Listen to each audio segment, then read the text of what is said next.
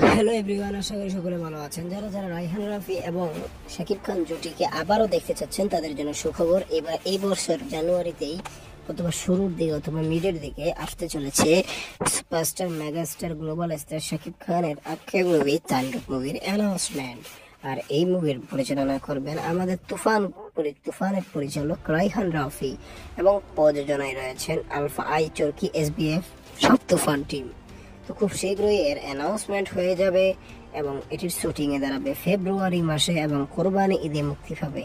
এই মুভিতে অভিনয় করার কথা রয়েছে মেগাস্টার শাকিব খান সহ আমিন খান, যিশু সেনগুপ্ত থাকবে কিনা এটা এখনো শিওর না, এটা গুঞ্জন।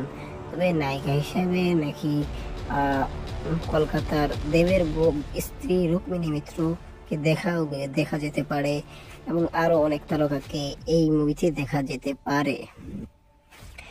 এই মুভিটি 2025 সালের কোরবানি ঈদে মুক্তি পাবে। তো ভিডিওটি এ পর্যন্তই।